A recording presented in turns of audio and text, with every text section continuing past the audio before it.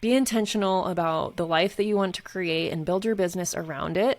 And then for the time that you are able to work and you've carved out that time, stay focused. Do whatever you have to do to stay focused. So if that means, like I said, figuring out the time of day that works best for you, then do that. You have complete control of this business thing, and I can't wait to see how far you take it.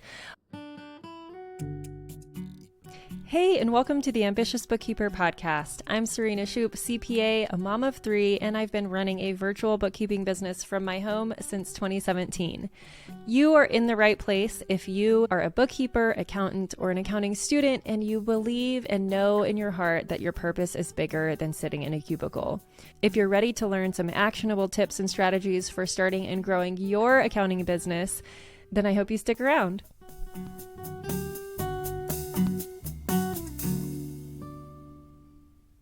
Are you trying to balance building your bookkeeping business with maybe working in corporate or raising little ones or maybe a couple other side hustles?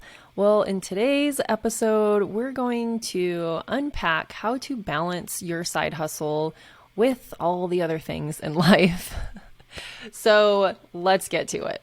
So I have various tactics, I guess, if you will, on how I manage time.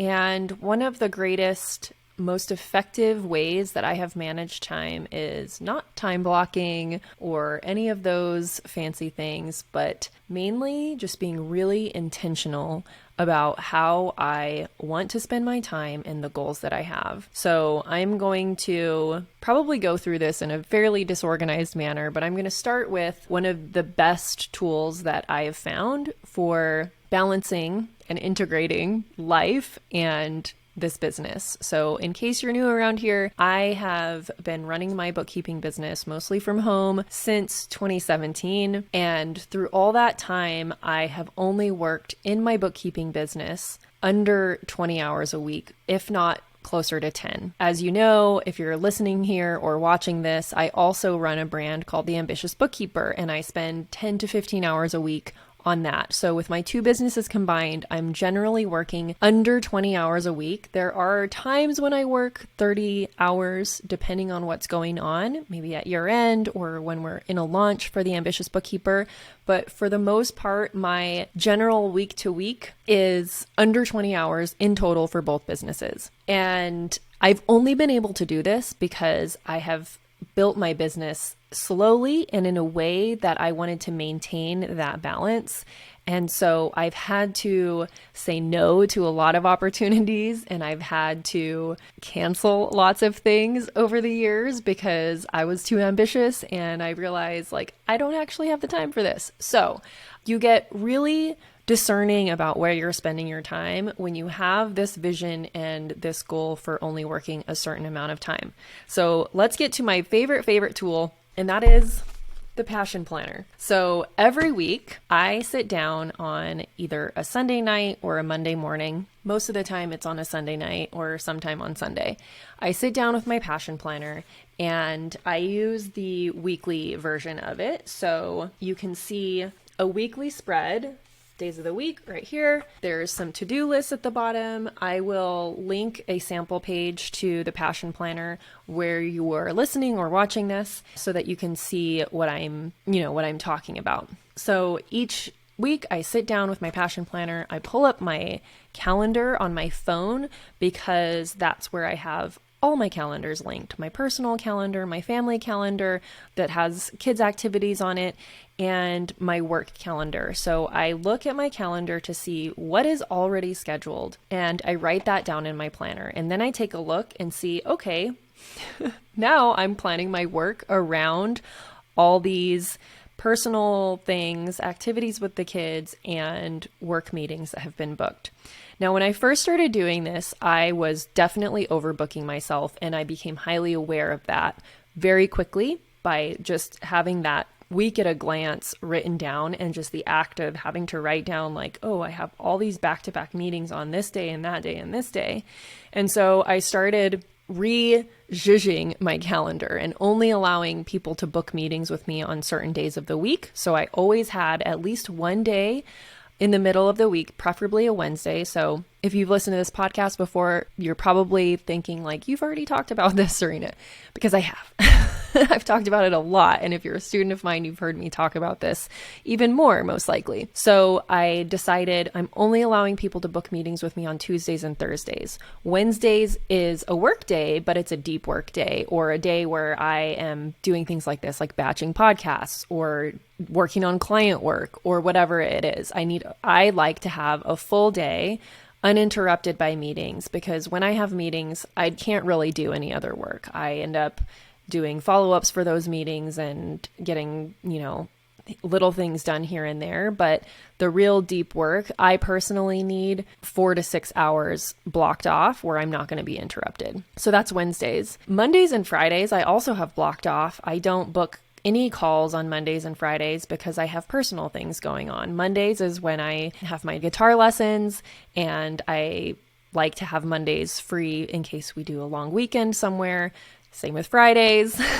My kids get out of school early on Fridays. Now we're in the summertime, so hoping to do some weekend trips or whatever, right? So technically, my work days are Tuesday, Wednesday, Thursdays. However, I say that I have Mondays and Fridays blocked off for personal stuff, and that is mostly true, but sometimes I still work on Mondays or Fridays when I need more deep work days.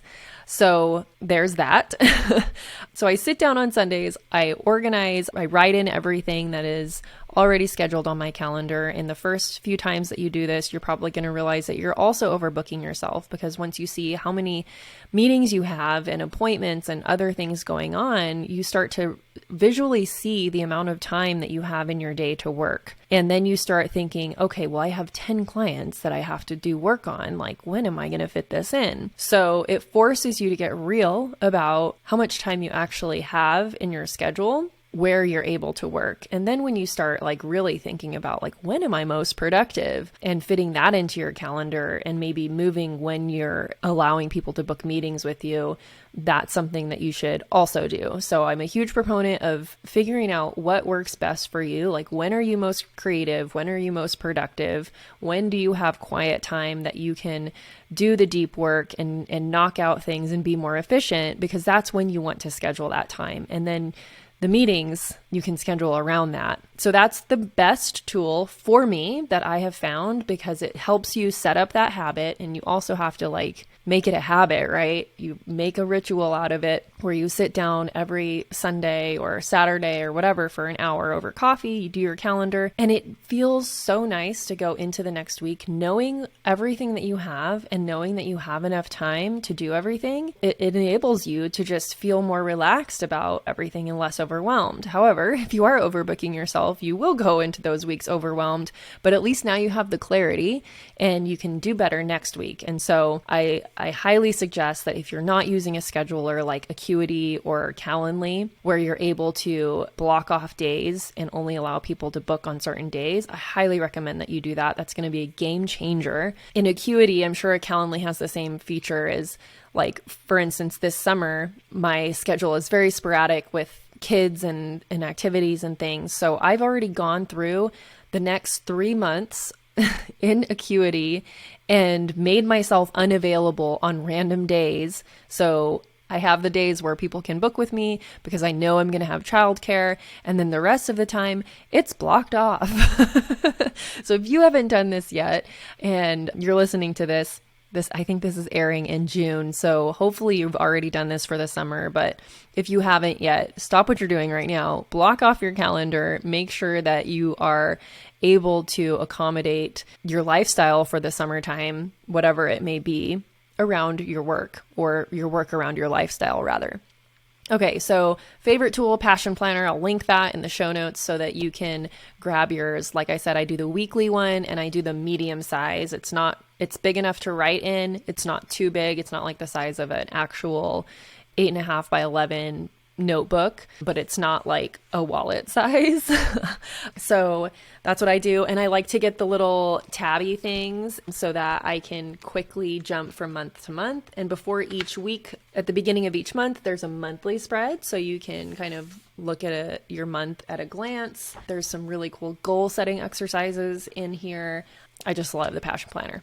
Okay, so the next thing is be intentional, like I said. And one of the other ways to be intentional is when you do have those pockets of time to work and you want to try to stay as focused and productive as possible. I love using a Pomodoro timer. So you can, I think it's pomo.io. Look on my computer real quick.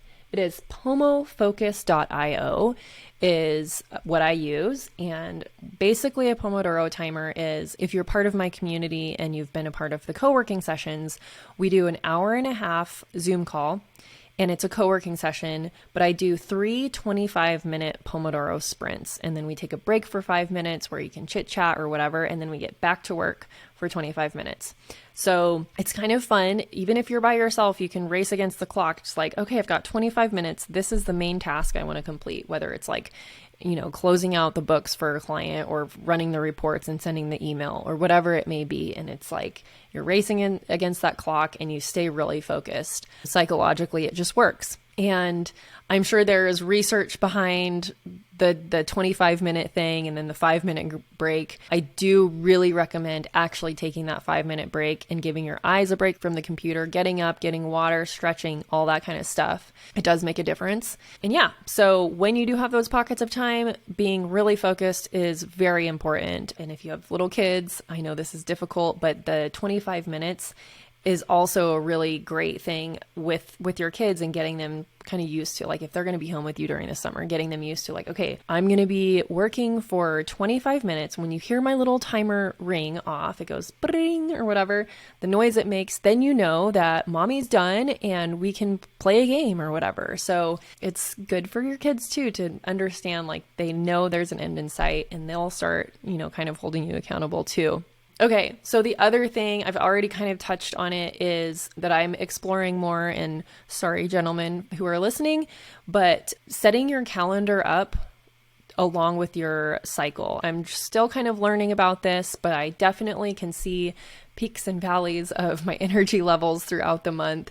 And it's really hard to do front-facing client meetings or like Instagram lives or whatever, like marketing, like face to camera things during certain times of the month. And so those times of the month are great to like do the background work, right? Like where you're doing bank reconciliations and things like that. I know that's not always going to line up with month end, but if it does, take advantage of it. So just to recap, be intentional with how you want to set up your business and building it around your life, not your life around your business. Because if you start off, especially if you came from corporate, you're already used to like having to live your life after 5 p.m. and on the weekends. And that's not the point of this. So whatever kind of life that you want, if you want to work early mornings and be done by 1 or 2, like my good friend Alyssa Lang, the Workflow Queen, shout out, go listen to her podcast. That's her style. She wakes up super duper early. She knocks out a bunch of stuff before other people are awake in the world so she doesn't get interrupted. And then she starts doing her email and her meetings. And then she's done by like 1 or 2 p.m. And that's what works for her energy levels. So figure out what works for yours. Be intentional about the life that you want to create and build your business around it. And then for the time that you are able to work and you've carved out that time, stay focused. Do whatever you have to do to stay focused. So if that means, like I said, figuring out the time of day that works best for you, then do that. You have complete control of this business thing, and I can't wait to see how far you take it. All right, so I'm linking all the resources that I mentioned in the show notes. Thank you so much for tuning in each week, listening, watching, wherever you are listening or watching. If you're here on YouTube, leave me a comment. Let me know your favorite tool for staying organized and focused. And also let me know your goals for your business. We're halfway through the year now, and I want to know, what do you have planned for the rest of the year? If there's any way I can support you, please do reach out. All right, we'll talk to you next week. Thank you to everyone who helps make this podcast possible. Content and interviews are produced by me, Serena Shu. Our intro and outro music is written and performed by my brother, Ian Gilliam. Editing is also by Ian, using his awesome sound engineering skills along with Descript software. Hosting and publishing is by Buzzsprout, and you can check out the show notes for links to all of these amazing resources and resources mentioned in the episode. Be ambitious.